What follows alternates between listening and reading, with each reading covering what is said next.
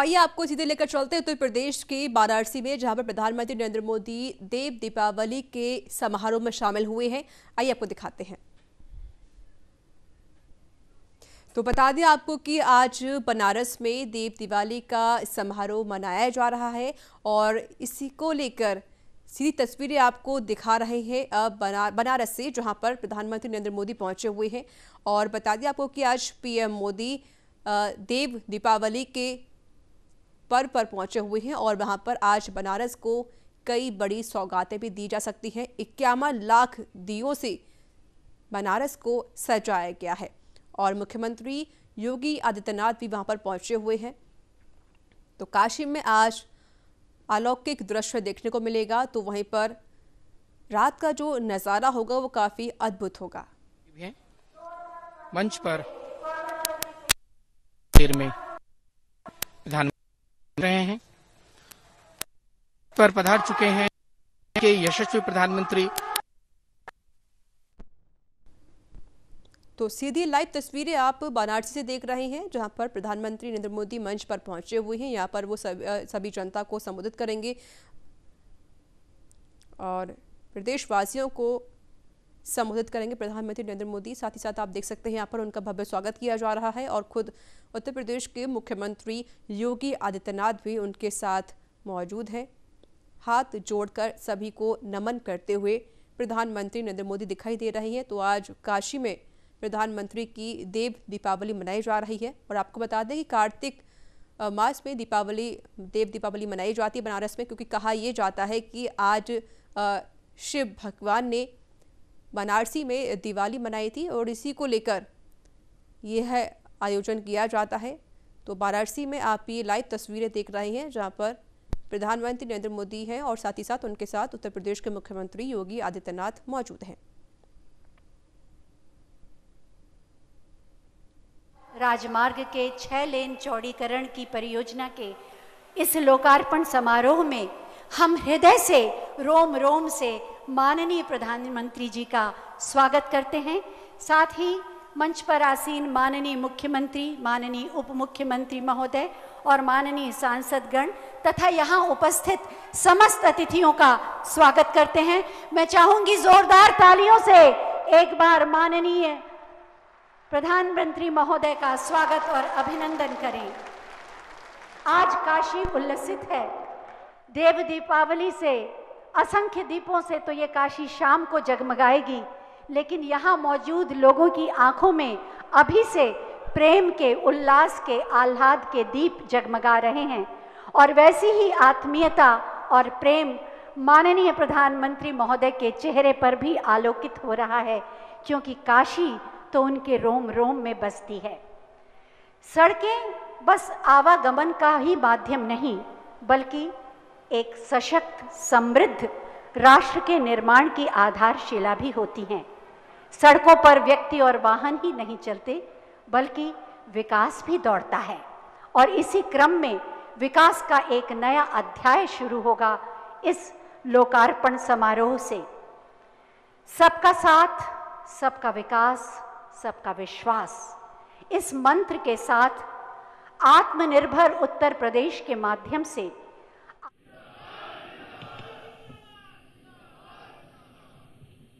आदरणीय प्रधानमंत्री जी, उत्तर प्रदेश शासन में मेरे वरिष्ठ सहयोगी उप मुख्यमंत्री श्री केशव प्रसाद मौर्य जी, माननीय सांसद भदोई श्री रमेश चंद्र बिंद जी, माननीय विधायक नील रतन पटेल जी, सभी माननीय जनप्रतिनिधिगण, भारतीय जनता पार्टी के सभी पदाधिकारीगण, राष्ट्रीय राजमार्ग प्राधिकरण के सभी अधिकारीगण और उपस्थित भाइयों बहनों, मैं आज बाबा विश्वनाथ की इस पावन धरती पर देश के यशस्वी प्रधानमंत्री और काशी के लोकप्रिय माननीय सांसद आदरणीय नरेंद्र मोदी जी का पूरे प्रदेश वासियों की ओर से हृदय से स्वागत करता हूं, अभिनंदन करता हूं।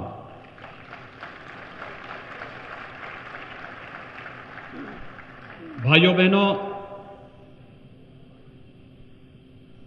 वैश्विक महामारी कोरोना से देश की 135 करोड़ की आबादी को न केवल सुरक्षित रखना बल्कि एक एक गरीब के घर तक उसकी जरूरत के हिसाब से उसकी आवश्यकताओं के लिए इस पूरे कालखंड के दौरान उसे हर प्रकार की सुविधा और सुरक्षा उपलब्ध कराना, गरीब कल्याण पैकेज के माध्यम से 1,76,000 करोड़ रुपए की हर गरीब की जरूरत को पूरा करने की योजना हो, आत्मनिर्भर भारत के लिए 20 लाख करोड़ रुपए की देश के युवाओं के लिए, समाज के विभिन्न तबके के लिए पैकेज की घोषणा के साथ ही उसे सफलतापूर्वक क्रियान्वयन करने का हो, देश के अंदर हेल्थ इंफ्रास्ट्रक्चर को पूरी मजबूती के साथ आगे बढ़ाने और अंतर्राष्ट्रीय और राष्ट्रीय व्यस्तताओं के साथ ही काशी के बारे में हर पल हर क्षण हर जानकारी रखने और यहां के लोगों की, यहां के विकास की, यहां की आध्यात्मिक परंपरा को आगे बढ़ाने की हर पल हर क्षण चिंता करने के साथ ही उसके प्रति निरंतर एक जुड़ाव के साथ आज दुनिया की दो प्राचीन नगरियों को जोड़ने के लिए आदरणीय प्रधानमंत्री जी का आगमन देव दीपावली के शुभ अवसर पर अपने इस पवित्र काशी में हुआ है। मैं इस अवसर पर आदरणीय प्रधानमंत्री जी का काशी वासियों की ओर से हृदय से स्वागत करता हूं, अभिनंदन करता हूं। काशी अपनी पुरातन काया के साथ, नए कलेवर के साथ वैश्विक मंच पर एक बार फिर से जगमगा रही है और ये हम सब एहसास कर सकते हैं। पिछले 6 वर्षों के दौरान लगभग 18,000 करोड़ रुपए की परियोजनाएं या तो लोकार्पित हुई हैं या उनका शिलान्यास हुआ है और वर्तमान में ढेर सारी परियोजनाओं पर युद्ध स्तर पर कार्य भी चल रहा है। एक काशी के विकास की उस नई गौरव गाथा को आगे बढ़ाने की कहानी है जिसके लिए काशी का प्रत्येक नागरिक वर्षों से, सदियों से उतावला था। आज काशी की तमन्ना प्रयागराज और काशी को जोड़ने की इस 6 लेन के हाईवे के माध्यम से आदरणीय प्रधानमंत्री जी के कर कमलों से इस कार्यक्रम का शुभारंभ भी होने जा रहा है।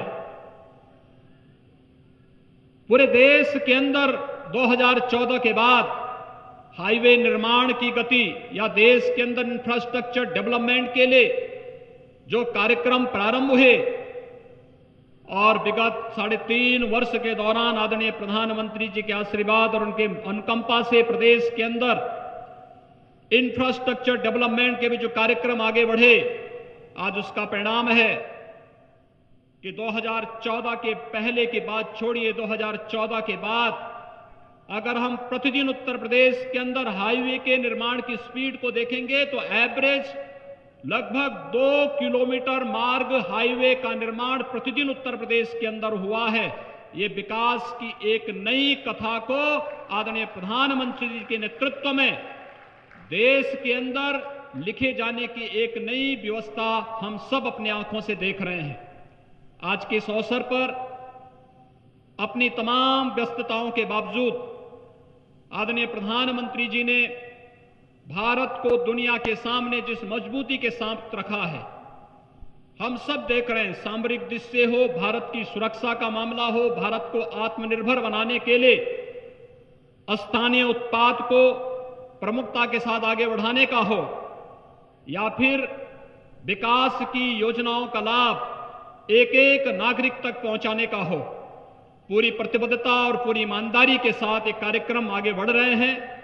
आज आदरणीय प्रधानमंत्री जी का आगमन, उनकी स्वयं की काशी में आज हम सबको स्वागत करने का अवसर प्राप्त हो रहा है। मैं प्रयागराज काशी को जोड़ने वाले इस 6 लेन के हाईवे के लोकार्पण के आज के इस कार्यक्रम के अवसर पर एक बार फिर से उत्तर प्रदेश की जनता की ओर से आदरणीय प्रधानमंत्री जी का हृदय से अभिनंदन करता हूं, स्वागत करता हूं और उन्हें इस बात के लिए आश्वस्त करता हूं कि उनके मार्गदर्शन में प्रदेश के अंदर इंफ्रास्ट्रक्चर का, गरीब कल्याण का और जो भी योजना केंद्र सरकार के द्वारा जनहित में, देश हित में, लोक कल्याण के लिए लागू की जाती हैं, उत्तर प्रदेश पूरी प्रतिबद्धता के साथ उन्हें आगे बढ़ाने का कार्य करेगा। इसके साथ ही मैं एक बार फिर से आदरणीय प्रधानमंत्री जी का आज एक बार फिर से भगवान विश्वनाथ की इस धरती पर हृदय से स्वागत और अभिनंदन करता हूं। धन्यवाद। जय हिंद। बहुत बहुत धन्यवाद माननीय। सुगम संपर्क। बहुत बहुत धन्यवाद माननीय। सुगम संपर्क, तेज विकास, सबकी सुरक्षा और सबकी समृद्धि, ये माननीय प्रधानमंत्री जी की प्राथमिकता भी है और प्रतिबद्धता भी। इसी दिशा में है आज का ये लोकार्पण, आज का ये कार्यक्रम। मैं माननीय प्रधानमंत्री जी से अनुरोध करूंगी कि वो 73 किलोमीटर लंबे 2447 करोड़ की लागत से बने वाराणसी प्रयागराज राजमार्ग के 6 लेन चौड़ीकरण परियोजना का बटन दबाकर लोकार्पण करें।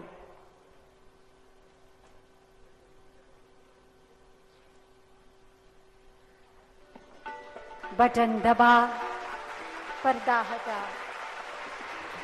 शिलापट का अनावरण काशीवासियों को विकास का एक नया उपहार, उत्तर प्रदेश में विकास की तेज रफ्तार का एक नया अध्याय इस राजमार्ग के लोकार्पण के माध्यम से। बहुत बहुत धन्यवाद माननीय प्रधानमंत्री जी। ये परियोजना कैसी है, किस तरह से नेक्स्ट जनरेशन की उच्च तकनीक के साथ ये बनी है और इसका लाभ क्या क्या होगा, इसी पर आधारित एक छोटी सी फिल्म आइए देखते हैं।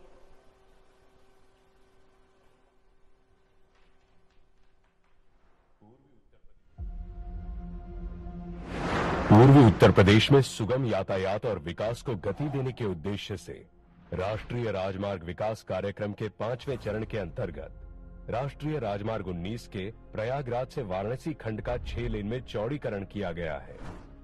भारत के 2 सांस्कृतिक शहरों प्रयागराज और वाराणसी को आपस में जोड़ने वाली ये परियोजना इन दोनों शहरों के बीच आवागमन को सुगम करेगी। माननीय प्रधानमंत्री श्री नरेंद्र मोदी जी के कुशल नेतृत्व में भारतीय राष्ट्रीय राजमार्ग प्राधिकरण की विभिन्न परियोजनाएं वाराणसी में सफलतापूर्वक संचालित है और इस क्षेत्र की तरक्की को गति दे रही है। राष्ट्रीय राजमार्ग 19 के प्रयागराज से वाराणसी खंड की कुल लंबाई 73 किलोमीटर है। इस राजमार्ग को 2447 करोड़ रुपए की लागत से बनाया गया है। आधुनिक तकनीकी से निर्मित 6 लेन के इस राष्ट्रीय राजमार्ग में 5 एलिवेटेड स्ट्रक्चर्स, 3 फ्लाईओवर्स, 10 वाहन अंडरपास और 12 पैदल अंडरपास का निर्माण किया गया है। यह राजमार्ग दिल्ली कोलकाता कॉरिडोर का भी एक प्रमुख भाग है। स्वर्णिम चतुर्भुज से जुड़ते हुए यह राजमार्ग पूर्वी उत्तर प्रदेश के प्रमुख जनपदों प्रयागराज, भदोही, मिर्जापुर तथा वाराणसी से होकर गुजरता है। इस परियोजना में निर्मित एलिवेटेड स्ट्रक्चर्स और फ्लाईओवर्स के कारण इन क्षेत्रों में भीषण जाम से मुक्ति मिलेगी। पहले वाराणसी से प्रयागराज के मध्य यात्रा करने पर 3.5 से 4 घंटे का समय लगता था। अब इस परियोजना के पूर्ण होने के पश्चात मात्र 1.5 से 2 घंटे का समय लगेगा, जिससे समय तथा ईंधन की बचत होगी और प्रदूषण में भारी कमी आएगी। साथ ही शहरों के विकास को गति मिलेगी और लघु एवं मध्यम उद्योगों को भी बढ़ावा मिलेगा। यह परियोजना वाराणसी और प्रयागराज में पर्यटन को बढ़ावा देगी तथा मां विंध्यवासिनी मंदिर मिर्जापुर एवं सीतामढ़ी मंदिर भदोई की तीर्थ यात्रा करने वाले श्रद्धालुओं के लिए भी आवागमन सुलभ करेगी। आज माननीय प्रधानमंत्री श्री नरेंद्र मोदी जी के कर कमलों द्वारा इस राष्ट्रीय राजमार्ग का लोकार्पण किया जा रहा है, तो विकास को रफ्तार देने के लिए तैयार है राष्ट्रीय राजमार्ग 19 का प्रयागराज से वाराणसी खंड। आइए प्रगति के इस पथ का हिस्सा बने।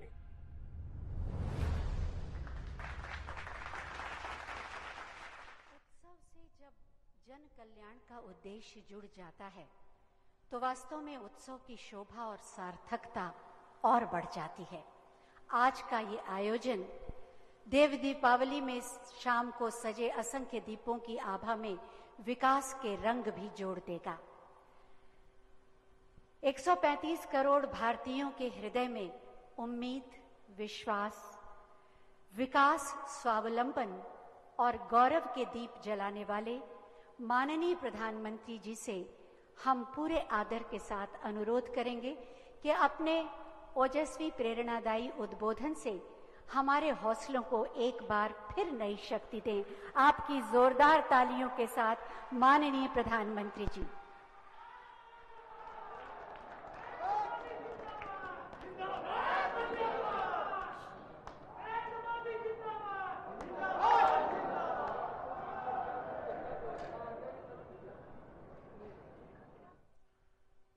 हर हर महादेव।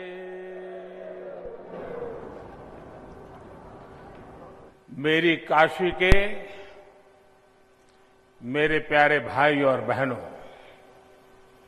आप सबके प्रणाम बा।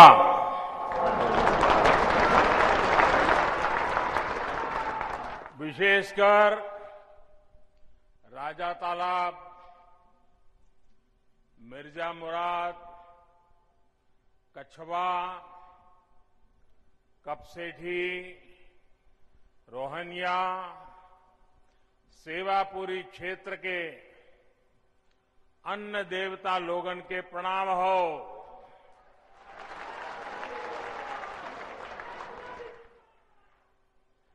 आप सभी को देव दीपावली और गुरु पर्व की ढेरों बधाइयां और शुभकामनाएं।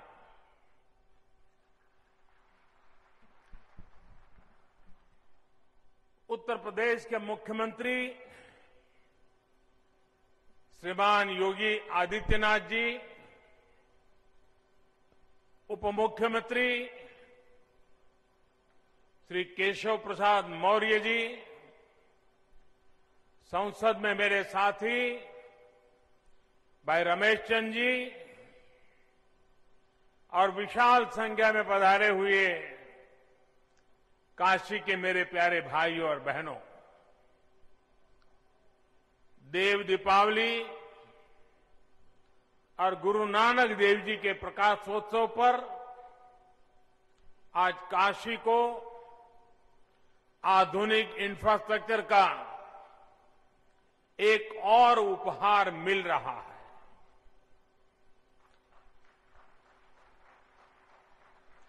इसका लाभ काशी के साथ ही प्रयागराज के लोगों को भी होगा। आप सभी को बहुत बहुत बधाई। मुझे याद है साल 2013 में मेरी पहली जनसभा इसी मैदान पर हुई थी।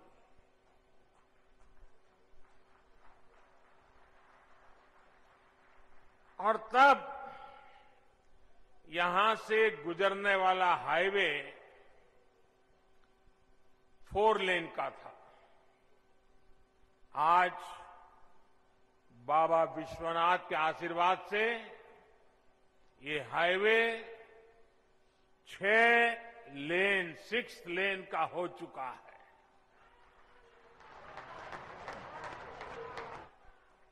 पहले जो लोग हंडिया से राजा तालाब आते जाते थे, उन्हें पता है इस हाईवे पर कितनी ज्यादा मुश्किलें आती थी। जगह जगह जाम, बहुत धीमे ट्रैफिक, दिल्ली और दूसरे शहरों से भी जो लोग आते थे वो इस रास्ते पर आकर परेशान हो जाते थे। 70 किलोमीटर से ज्यादा का वो सफर अब आराम से होगा, तेज रफ्तार में होगा। इस हाईवे के चौड़ा होने से काशी और प्रयाग के बीच का आना जाना अब और आसान हो गया है। कांवड़ यात्रा के दौरान कांवड़ियों को और इस क्षेत्र के लोगों को जो परेशानी होती थी, अब वो भी समाप्त हो जाएगी। इतना ही नहीं, इसका लाभ कुंभ के दौरान भी मिलेगा। भाई और बहनों, आस्था से जुड़ी जगह हो या फिर किसी विशेष काम की, लोग कहीं भी आने जाने से पहले ये जरूर देखते हैं कि वहां आना जाना कितना आसान है। इस प्रकार की सुविधाएं देशी विदेशी हर तरह के टूरिस्टों और श्रद्धालुओं को भी प्रोत्साहित करती है। बीते वर्षों में काशी के सुंदरीकरण के साथ साथ यहां की कनेक्टिविटी पर जो काम हुआ है, उसका लाभ अब सब दूर दिखाई दे रहा है। नई हाईवे बनाना हो, पुल फ्लाईओवर बनाना हो, ट्रैफिक जाम कम करने के लिए रास्तों को चौड़ा करना हो, जितना काम बनारस और आसपास के इलाके में अभी हो रहा है, उतना आजादी के बाद कभी नहीं हुआ। बनारस का सेवक होने के नाते मेरा प्रयास यही है कि बनारस के लोगों की दिक्कतें कम हो, उनका जीवन और आसान बने। पिछले 6 वर्षों में बनारस में हजारों करोड़ रुपए के प्रोजेक्ट तेजी से पूरे किए गए हैं और बहुत सारी परियोजनाओं पर काम चल रहा है।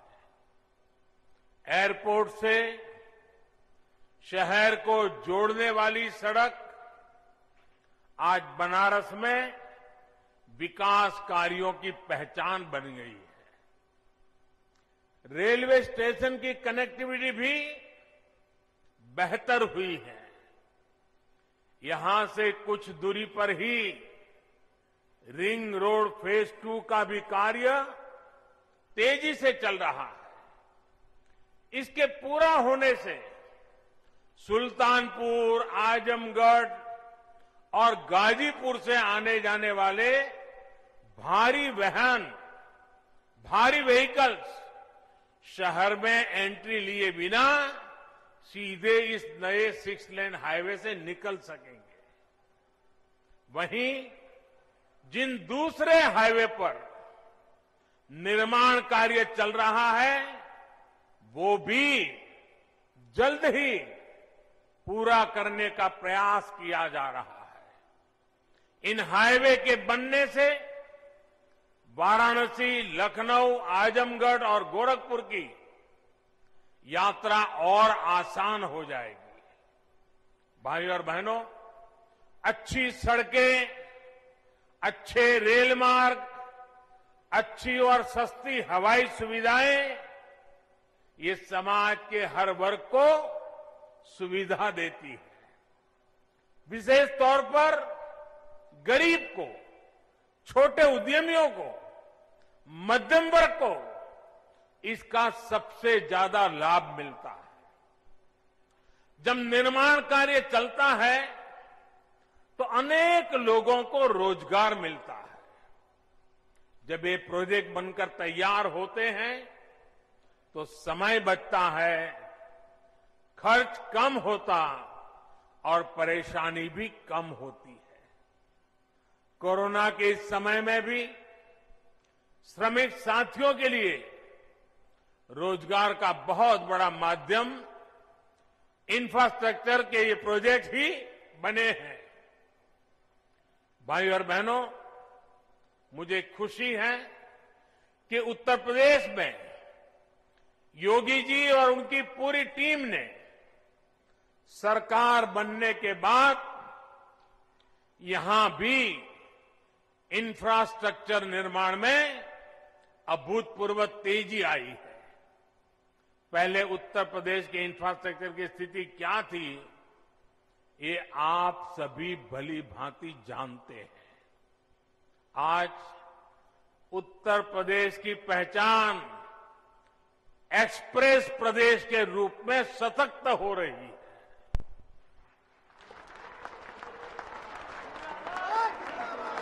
यूपी में कनेक्टिविटी के हजारों करोड़ के 5 मेगा प्रोजेक्ट्स पर एक साथ काम चल रहा है। आज पूर्वांचल हो, बुंदेलखंड हो, पश्चिमी उत्तर प्रदेश हो, हर कोने को एक्सप्रेस वे से जोड़ा जा रहा है। देश के 2 बड़े और आधुनिक डिफेंस कॉरिडोर में से एक हमारे उत्तर प्रदेश में ही बन रहा है। भाइयों बहनों, रोड ही नहीं बल्कि एयर कनेक्टिविटी को भी सुधारा जा रहा है। 3-4 साल पहले यूपी में सिर्फ 2 बड़े एयरपोर्ट ही प्रभावी रूप से काम कर रहे थे। आज करीब 1 दर्जन एयरपोर्ट यूपी में सेवा के लिए तैयार हो रहे हैं। यहां वाराणसी के एयरपोर्ट के विस्तारीकरण का काम चल रहा है। प्रयागराज में एयरपोर्ट टर्मिनल जितनी तेजी से बना, उसने एक नया रिकॉर्ड ही बना दिया था। इसके अलावा कुशीनगर के एयरपोर्ट को भी इंटरनेशनल एयरपोर्ट के रूप में विकसित किया जा रहा है। नोएडा के जेवर में इंटरनेशनल ग्रीनफील्ड एयरपोर्ट पर भी तेजी से काम चल रहा है। साथियों, जब किसी क्षेत्र में आधुनिक कनेक्टिविटी का विस्तार होता है तो इसका बहुत बड़ा लाभ हमारे किसानों को भी होता है, खेती को होता है। बीते वर्षों में निरंतर ये प्रयास हुआ है कि गांवों में आधुनिक सड़कों के साथ साथ भंडारण की, कोल्ड स्टोरेज की आधुनिक व्यवस्थाएं खड़ी की जाए। हाल में इसके लिए 1 लाख करोड़ रुपए का स्पेशल फंड भी किसानों के लिए बनाया गया है। इसी साल देश के इतिहास में पहली बार चलते फिरते कोल्ड स्टोरेज यानी किसान रेल शुरू की गई है। इन प्रयासों से किसानों को नए बाजार मिल रहे हैं, बड़े शहरों तक उनकी पहुंच और बढ़ रही है और इसका सीधा प्रभाव ये पड़ रहा है, यानी कि उनकी आय पर भी इसका प्रभाव पड़ रहा है। साथियों, वाराणसी सहित पूर्वांचल में ही जो बेहतरीन इंफ्रास्ट्रक्चर तैयार हुआ है, उसका बहुत अधिक लाभ इस पूरे क्षेत्र को हुआ है। वाराणसी में पेरिसेबल कार्गो सेंटर बनने के कारण अब यहां के किसानों को अब फल और सब्जियों को स्टोर करके रखने और उन्हें आसानी से बेचने की बहुत बड़ी सुविधा मिली है।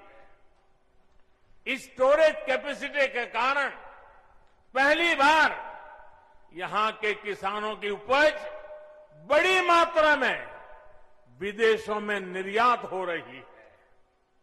आज बनारस का लंगड़ा और बनारस की दशहरी आम लंदन और मिडल ईस्ट में अपनी खुशबू बिखेर रहा है। अब बनारस के आम की डिमांड विदेशों में भी निरंतर बढ़ रही है।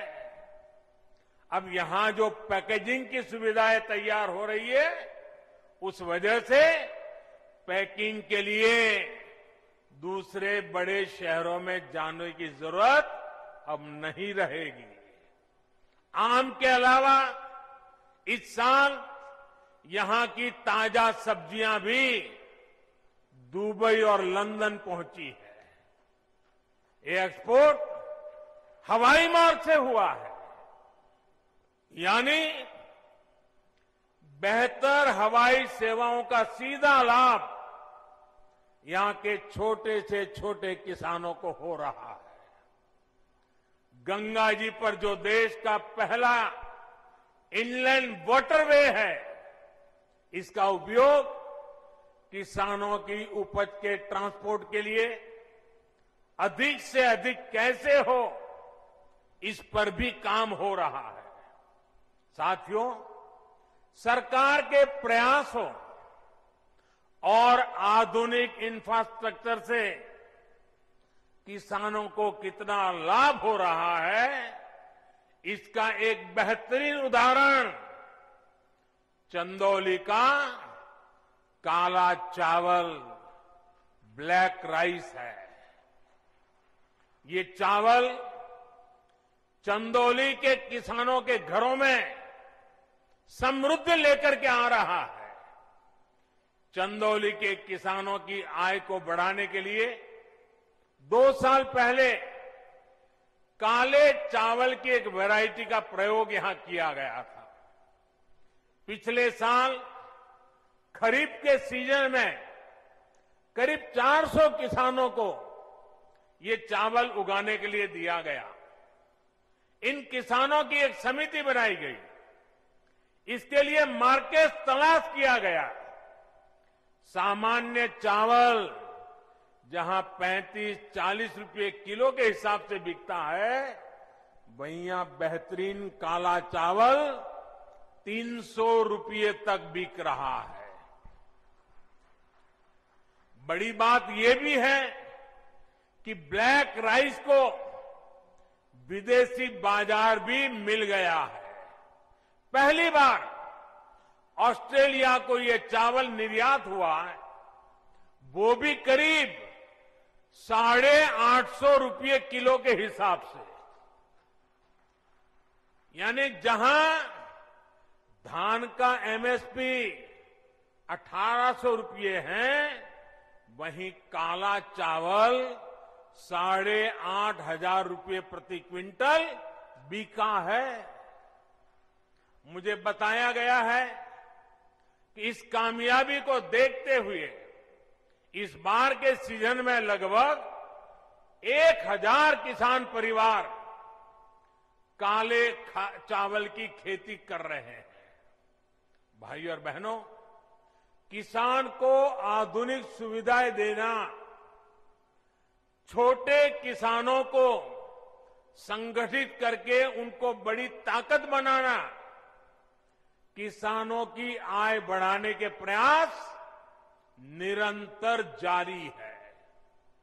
बीते सालों में फसल बीमा हो या सिंचाई, बीज हो या बाजार, हर स्तर पर काम किया गया है। प्रधानमंत्री फसल बीमा योजना से देश के लगभग 4 करोड़ किसान परिवारों की मदद हुई है। प्रधानमंत्री कृषि सिंचाई योजना से लगभग 87 लाख हेक्टेयर जमीन माइक्रो इरिगेशन के दायरे में आ चुकी है। लगभग 77,000 करोड़ रुपए के इरिगेशन प्रोजेक्ट पर तेजी से काम चल रहा है। लेकिन साथियों, सफल प्रकल्प ही काफी नहीं होते। इसके साथ साथ किसानों को उस बड़े और व्यापक मार्केट का लाभ भी मिलना चाहिए जो हमारा देश दुनिया के बड़े बाजार हमारे किसानों को उपलब्ध कराते हैं। इसलिए विकल्प के माध्यम से किसानों को सशक्त करने का रास्ता अपनाया गया है। किसान हित में किए गए कृषि सुधार ऐसे ही विकल्प किसान को देते हैं। अगर किसान को कोई ऐसा खरीदार मिल जाए जो सीधा खेत से उपज उठाए, जो ट्रांसपोर्ट से लेकर लॉजिस्टिक के हर प्रबंध करे और बेहतर कीमत दे, तो क्या किसान को अपनी उपज उसे बेचने की आजादी मिलनी चाहिए कि नहीं मिलनी चाहिए?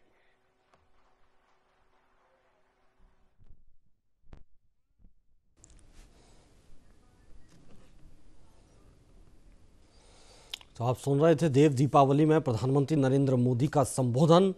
वे लगातार अपने संबोधन में उन्होंने किसानों का भी जिक्र किया, कृषि कानूनों का भी वे जिक्र कर रहे थे। बहरहाल आगे बढ़ेंगे, लेकिन उससे पहले एक छोटा सा ब्रेक।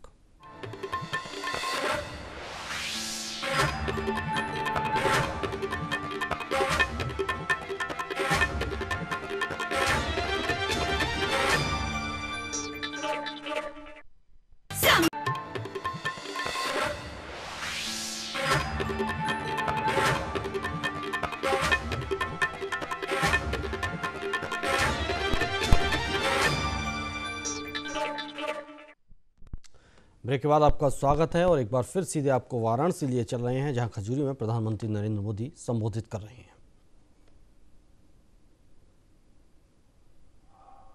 नए विकल्प भी मिले हैं और छल से, धोखे से उसे बचाने के लिए कानूनी संरक्षण भी मिला है। किसानों को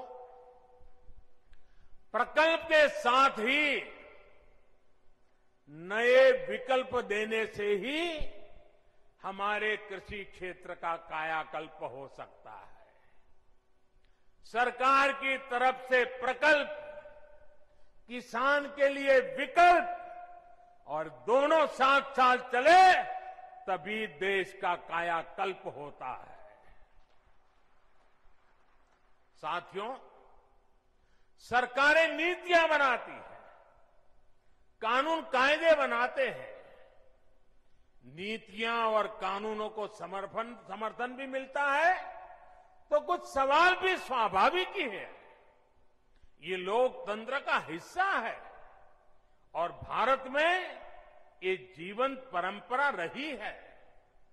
लेकिन पिछले कुछ समय से एक अलग ही ट्रेंड देश में देखने को मिल रहा है। काशी के आप सभी जागरूक साथियों ने भी ये जरूर अनुभव किया होगा। पहले होता यह था कि सरकार का कोई फैसला अगर किसी को पसंद नहीं आता था तो उसका विरोध होता था। लेकिन बीते कुछ समय से हम एक नया ट्रेंड देख रहे हैं।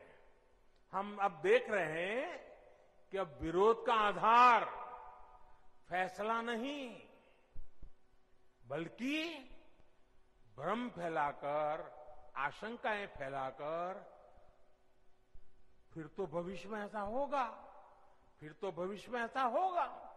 अब तो ये होने वाला है, उसको आधार बनाया जा रहा है, अपप्रचार किया जाता है कि भाई फैसला तो ठीक है, लेकिन पता नहीं इससे आगे चलकर क्या क्या होगा, और फिर कहते हैं ऐसा होगा।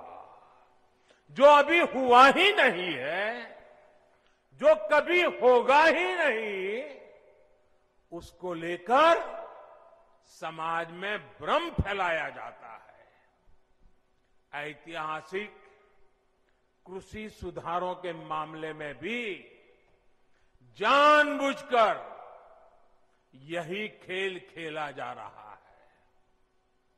हमें याद रखना है, ये वही लोग हैं जिन्होंने दशकों तक किसानों के साथ लगातार छल किया है। अब जैसे एमएसपी तो घोषित होता था, लेकिन एमएसपी पर खरीद बहुत कम की जाती थी। घोषणाएं होती थी, खरीद नहीं होती थी। सालों तक एमएसपी को लेकर छल किया गया। किसानों के नाम पर बड़े बड़े कर्ज माफी के पैकेज घोषित किए जाते थे, लेकिन छोटे और सीमांत किसानों तक ये पहुंचते ही नहीं थे। यानी कर्ज माफी को लेकर भी छल किया गया।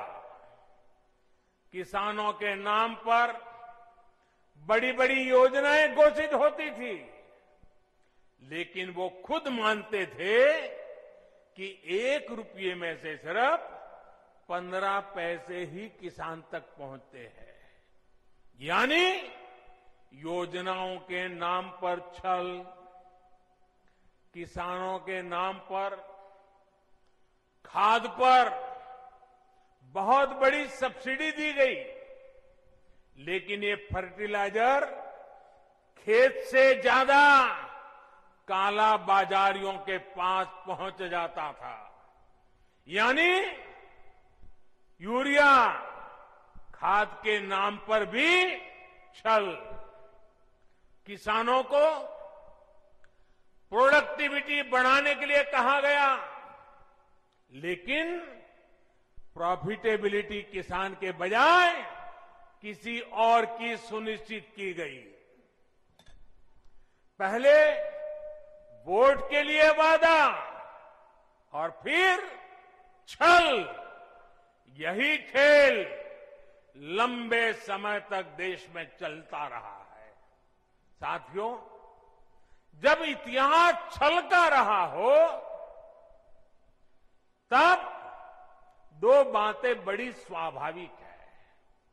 पहली ये कि किसान अगर सरकारों की बातों से कई बार आशंकित रहता है, तो उसके पीछे दशकों का ये लंबा छल का इतिहास है। और दूसरी ये कि जिन्होंने वादे तोड़े, छल किया, उनके लिए ये झूठ फैलाना एक प्रकार से आदत बन गई है, मजबूरी बन चुका है। जो पहले होता था वैसा ही अब भी होने वाला है, क्योंकि उन्होंने ऐसा ही किया था। इसलिए वही फॉर्मूला लगा करके आज भी देख रहे हैं। लेकिन जब इस सरकार का ट्रैक रिकॉर्ड देखोगे, तो सच आपके सामने खुल करके आ जाएगा। हमने कहा था कि हम यूरिया की कालाबाजारी रोकेंगे और किसानों को पर्याप्त यूरिया देंगे। बीते 6 साल में यूरिया की कमी नहीं होने दी। पहले तो यूरिया ब्लैक में लेना पड़ता है। यूरिया के लिए रात रात लाइन में ला करके रात को बाहर ठंड में सोना पड़ता था। और कई बार यूरिया लेने वाले किसानों पर लाठीचार्ज की घटनाएं होती थी। आज ये सब बंद हो गया। यहां तक कि कोरोना लॉकडाउन तक उसमें भी जब लगभग हर गतिविधि बंद थी, तब भी हमने यूरिया पहुंचाने में दिक्कत नहीं आने दी गई। हमने वादा किया था कि स्वामीनाथन आयोग की सिफारिश के अनुकूल लागत का 1.5 गुना एमएसपी देंगे। ये वादा सिर्फ कागज पर ही नहीं, ये वादा हमने पूरा किया।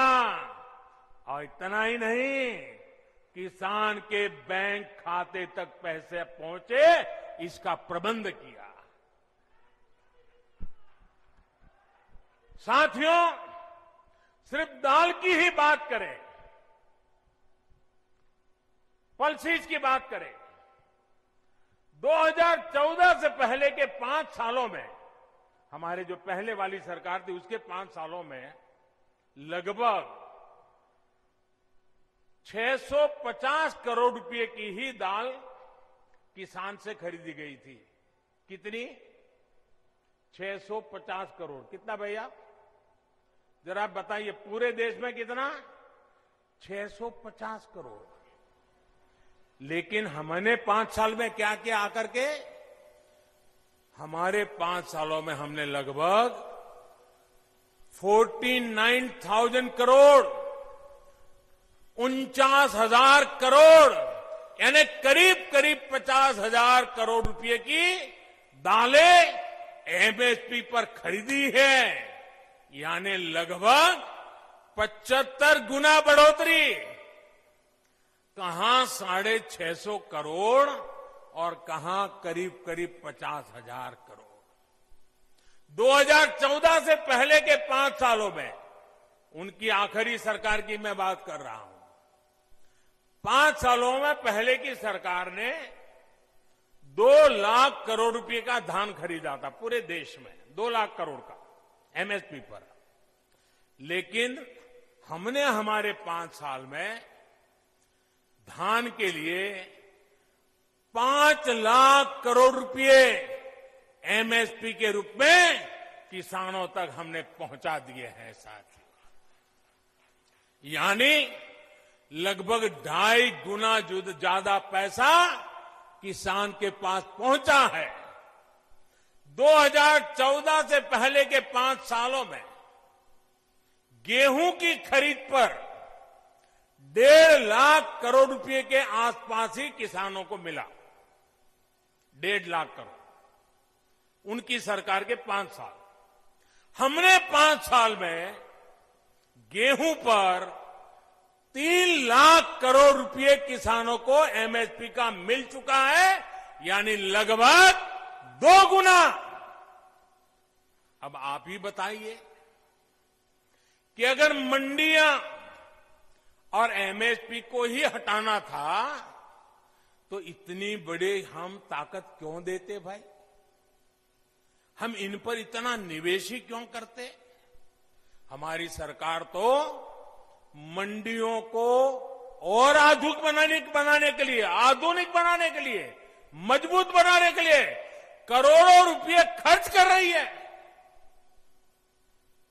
भाइयों और बहनों, आपको याद रखना है, यही लोग हैं जो पीएम किसान सम्मान निधि को लेकर ये लोग हर गली मोहल्ले में, हर प्रेस कॉन्फ्रेंस में, हर ट्विटर में सवाल उठाते थे। ये लोग अफवाह फैलाते थे, ये मोदी है, ये चुनाव है ना, इसलिए ये किसान सम्मान निधि लेके आया है, ये 2,000 रुपया एक बार दे देगा, दोबारा कभी नहीं देगा। दूसरा झूठ चलाया कि ये 2,000 अभी दे रहा है, लेकिन चुनाव पूरा हो गया या तब ब्याज समेत वापस ले लेगा। आप हैरान हो जाएंगे, एक राज्य में तो इतना झूठ फैलाया कि किसानों ने कहा भी हमें 2000 रुपये नहीं चाहिए, यहां तक झूठ फैलाया। कुछ राज्य ऐसे भी हैं, एक राज्य जो किसान के नाम से बातें कर रहे हैं, उन्होंने तो प्रधानमंत्री किसान सम्मान निधि योजना को अपने राज्य में लागू ही नहीं होने दिया, क्योंकि अगर ये पैसा किसानों के पास पहुंच गया और कहीं मोदी का जय जयकार हो गया तो फिर तो हमारी राजनीति खत्म हो जाएगी। किसानों के जेब में पैसा नहीं जाने दिया। मैं उन राज्य के किसानों से कहना चाहता हूं, आने वाले समय में जब भी हमारी सरकार बनेगी, ये पैसा भी मैं वहां के किसानों को दे के रहूंगा।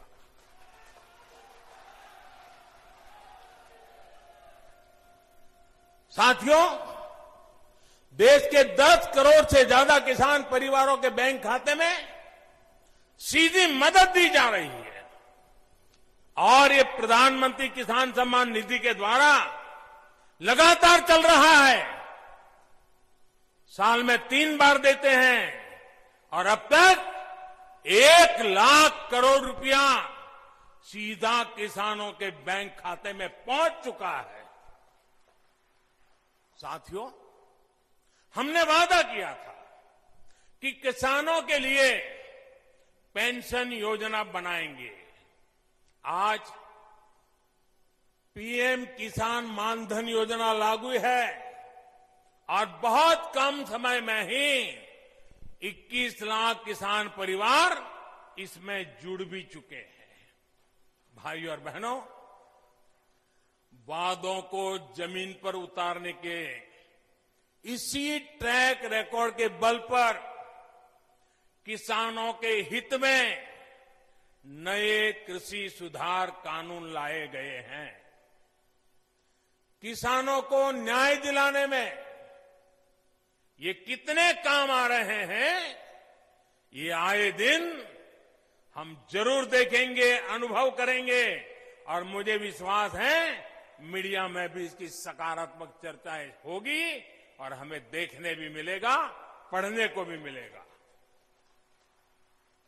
मुझे एहसास है कि दशकों का छलावा किसानों को आशंकित करता है।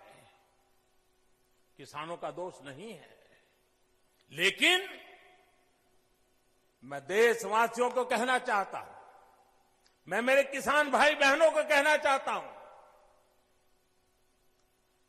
और मां गंगा के घाट पर से कहना चाहता हूं, काशी जैसी पवित्र नगरी से कह रहा हूं, अब छल से नहीं, गंगा जल जैसी पवित्र नीयत के साथ काम किया जा रहा है। भाइयों और बहनों, आशंकाओं के आधार पर भ्रम फैलाने वालों की सच्चाई लगातार देश के सामने आ रही है। जब एक विषय पर इनका झूठ किसान समझ जाते हैं तो ये दूसरे विषय पर झूठ फैलाने लग जाते हैं। 24/7 उनका यही काम है। देश के किसान इस बात को भली भांति समझते हैं। जिन किसान परिवारों की अभी भी कुछ चिंताएं हैं, कुछ सवाल है, तो उनका जवाब भी सरकार निरंतर दे रही है, समाधान करने का भरपूर प्रयास कर रही है। मां अन्नपूर्णा के आशीर्वाद से हमारा अन्नदाता आत्मनिर्भर भारत की अगुवाई करेगा। मुझे विश्वास है आज जिन किसानों को कृषि सुधारों पर कुछ शंकाएं हैं, वो भी भविष्य में इन कृषि सुधारों का लाभ उठाकर अपनी आय बढ़ाएंगे, ये मेरा पक्का विश्वास है।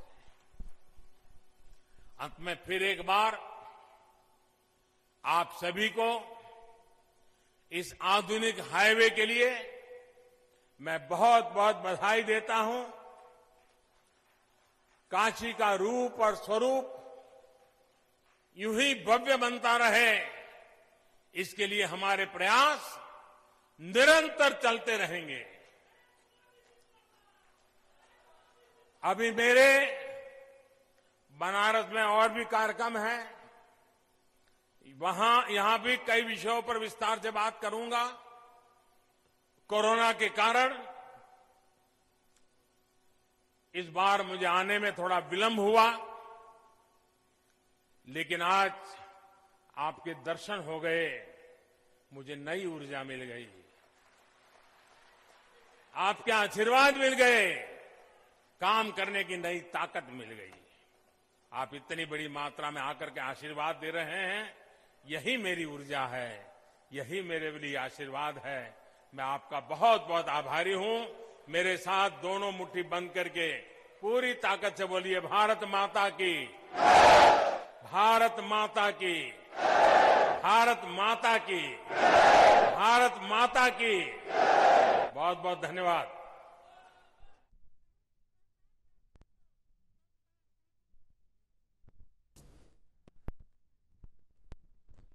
वाराणसी खजूरी से आप सुन रहे थे प्रधानमंत्री नरेंद्र मोदी का सम्मेलन, जो देव दीपावली में पीएम मोदी यहां पहुंचे हैं। वहीं उन्होंने विपक्ष पर भी जमकर निशाना साधा अपने संबोधन में, तो किसानों के बारे में भी बात की। प्रधानमंत्री नरेंद्र मोदी ने कहा कि कुछ लोग हैं जो एक के बाद एक भ्रम फैलाते हैं। हमने किसानों के लिए कई योजनाएं लेके आए और वे योजनाएं आज तक निरंतर चल रही हैं और उनका लाभ भी किसानों को मिल रहा है, लेकिन एक बार फिर उन्हें बलगराया जा रहा है, उन्हें भ्रमित किया जा रहा है। तो वहीं उन्होंने कहा कि किसानों के खाते में अब तक 1 लाख करोड़ रुपया दिया गया है, जबकि पहले भ्रम फैलाया गया था कि एक बार योजना चलने के बाद ये योजना आगे नहीं चलेगी, लेकिन ऐसा नहीं है। आज तक सभी योजनाएं चल रही हैं। बता दें कि प्रधानमंत्री मोदी ने काशी को लेकर कहा कि काशी का कायाकल्प किया जा रहा है। इससे पहले कभी किसी ने काशी की ओर ध्यान नहीं दिया, लेकिन अब काशी का कायाकल्प हो रहा है। काशी और प्रयागराज के बीच की दूरी कम हो गई है। आज ये हाईवे 6 लेन का हो चुका है, जिससे अब काशी प्रयागराज की दूरी कम हो गई है। काशी के सौंदर्यीकरण पर भी काफ़ी काम हुआ है और वो काम तकरीबन पूरा हो चुका है।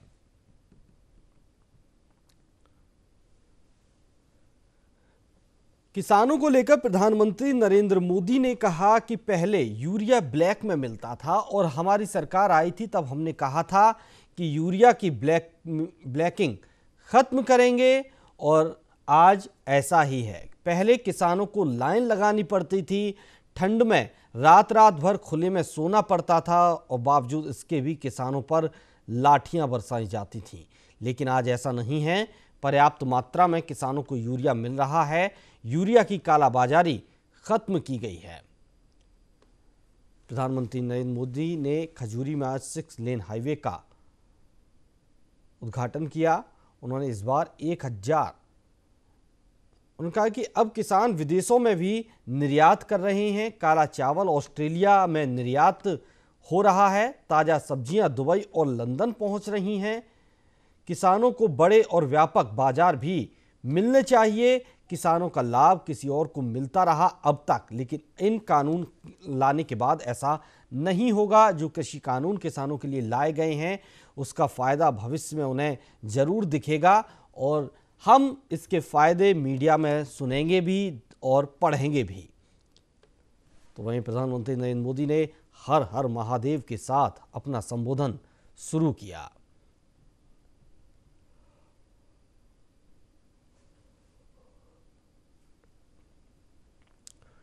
पीएम मोदी ने अपने संबोधन में कहा कि अब काम छल से नहीं हो रहा, बल्कि गंगा जल जैसी पवित्रता के साथ काम किया जा रहा है। इस बार 1000 किसान काला चावल की खेती कर रहे हैं। तो वहीं किसानों को फ़ायदा होगा इन कानूनों के लाने, कृषि कानून के लाने के बाद। प्रधानमंत्री नरेंद्र मोदी ने जो कृषि कानूनों को लेकर विरोध जताया जा रहा है, इसको लेकर भी अपनी बातें रखी। उन्होंने कहा कि किसानों को भ्रमित किया जा रहा है, उनके साथ भ्रम फैलाया जा रहा है और ये वही लोग हैं जो भ्रम फैला रहे हैं, जिन्होंने अब तक भ्रम की राजनीति की है, लोगों के साथ धोखा किया है, छल किया है।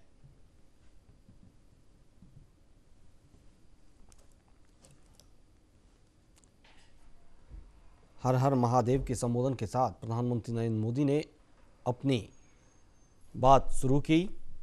आज 1 दर्जन एयरपोर्ट तैयार हो रहे हैं उत्तर प्रदेश में। उन्होंने कहा कि अब से पहले महज 2 ही एयरपोर्ट सुचारू तरीके से काम कर रहे थे, लेकिन अब उत्तर प्रदेश में 1 दर्जन एयरपोर्ट शुरू होंगे। काशी और प्रयागराज के बीच की दूरी इस 6 लेन से कम होगी। ये जो हाईवे है अब वो 6 लेन का हो चुका है। वाराणसी में आज देवों की दीपावली मनाई जाती है। इस मौके पर प्रधानमंत्री नरेंद्र मोदी वाराणसी पहुंचे, जहां उन्होंने 6 लेन हाईवे का उद्घाटन किया। उनका निर्माण कार्य से कई लोगों को रोजगार मिलता है।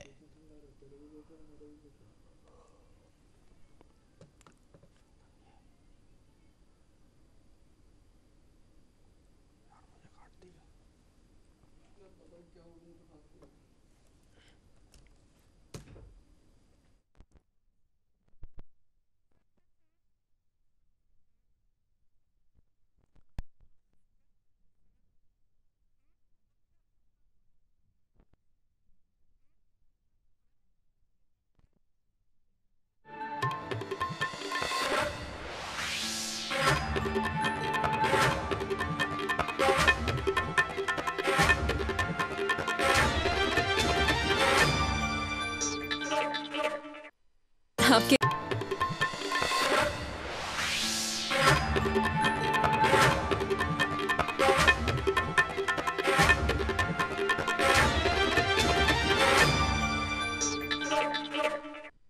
कि 55,000 घन फुट जो तराशे हुए लाल पत्थर हैं वो उसको लाया जा चुका है। तो ये अपने आप में काफी महत्वपूर्ण है कि लगातार इस पर कार्य किया जा रहा है। 55,000 घन फुट तराशे हुए लाल पत्थरों को वो यहाँ पे मंदिर परिसर में लाया जा चुका है। गुजरात से, जैसा कि हमने कहा कि राजस्थान से इसको लाया गया है और नक्शा जो है उसके मुताबिक इन्हें किस तरह से किन खांचों में इसको फिट किया जाए उसका काम लगातार इस पर किया जा रहा है ताकि मंदिर का जो एक भव्य स्वरूप है वो उसे मिल सके। और जैसा कि मुनमुन आपने बताया कि इस प्रोजेक्ट के तहत क्या कुछ होंगे, तो इस प्रोजेक्ट के तहत मंदिर परिसर तो होगा ही, साथ ही साथ मंदिर चौक होगा, एक जलपान केंद्र भी होगा, गेस्ट हाउस होंगे, जो लोग वहां पे जाके कुछ दिन अगर रहना चाहते हैं बाबा के पास तो उनके लिए गेस्ट हाउस की सुविधा होगी, यात्री सुविधा केंद्र भी होगी, वहां पे आप पूछताछ कर सकते हैं, तमाम जानकारी ले सकते हैं। म्यूजियम होगा और म्यूजियम में काशी की विरासत, काशी का इतिहास क्या कुछ रहा है, इसको लेके आप वहां पे जान सकते हैं, समझ सकते हैं उस म्यूजियम के जरिए। और आध्यात्मिक एक पुस्तक केंद्र भी होगा कि अगर आप काशी के बारे में जानना और समझना चाहते हैं पुस्तकों के जरिए, तो वो भी आध्यात्मिक पुस्तक केंद्र के जरिए आप उस सुविधा का लाभ ले सकते हैं। मुमुक्षु भवन अस्पताल का भी निर्माण कार्य शुरू हो चुका है और इसमें जो लोग किसी तरह के उन्हें स्वास्थ्य तकलीफ होगी तो वो वहां पे उसका अपना इलाज भी करवा सकते हैं। और ये भी कहा जा रहा है कि मंदिर चौक का हिस्सा भी इसी शेप में निर्मित किया जाएगा ताकि उसे आप अच्छे तरीके से संवार सके और यहां से सीधे आप जो मां गंगा है, जो नदी है, उसके भी आप दर्शन कर पाएंगे। तो लगातार ये बहुत ही, आप अखबारों में भी इन चीजों को आप देख सकते हैं, पढ़ सकते हैं कि लगातार वहां पे किस तरह से इस प्रोजेक्ट का काम जो है वो चल रहा है। मंदिर का जो प्रदक्षिणा मार्ग होगा मुनमुन, वो उसको चुनार और ओडिशा में एक जगह है बालेश्वर, वहां से उन पत्थरों को लाया गया है और उसके बाद इस कार्य को पूरा किया जा रहा है। इसमें बलुआ पत्थर का भी यूज किया जा रहा है, मकराना का मार्बल जो है उसका भी प्रयोग किया जा रहा है। जैसा कि हमने बताया कि ओडिशा के बालेश्वर से जो गुलाबी पत्थर हैं, गुजरात से वो भी लाए गए हैं, राजस्थान के कोटा से जो पत्थर लाए हैं उनमें से 3 तरह के अलग अलग तरह के ग्रेनाइट पत्थरों का भी इसमें उपयोग किया जाएगा और इसमें इसके जरिए जो फ्लोरिंग है और जो सीढ़ियों का निर्माण है वो किया जाएगा इस पूरे कॉरिडोर में। और कुछ जानकारी मेरे पास और ये भी है मुनमुन की काशी विश्वनाथ धाम के किनारे जो टीन की ऊंची दीवारें जो हैं उसके वो एक बनाया जाएगा और उसमें सुरक्षा काफी उसमें इंटेंसिफाई, उसको काफी भारी सुरक्षा के बीच इसमें तमाम जो इस वक्त कार्य चल रहे हैं वो किया जा रहा है। और कहा जा रहा है कि परिसर से लेकर गंगा घाट तक, जैसा कि हमने कहा कि जब आप जाएंगे गंगा में, वहां पे स्नान करके ध्यान करके जब आप मंदिर की तरफ जाएंगे तो परिसर से लेकर गंगा घाट तक कहा जा रहा है कि करीब करीब 24 इमारतें बनाई जाएंगी दोनों ही तरफ। और इसमें इन 24 इमारतों में से 19 इमारतों पर इस वक्त काम लगातार बहुत ही जोर शोर से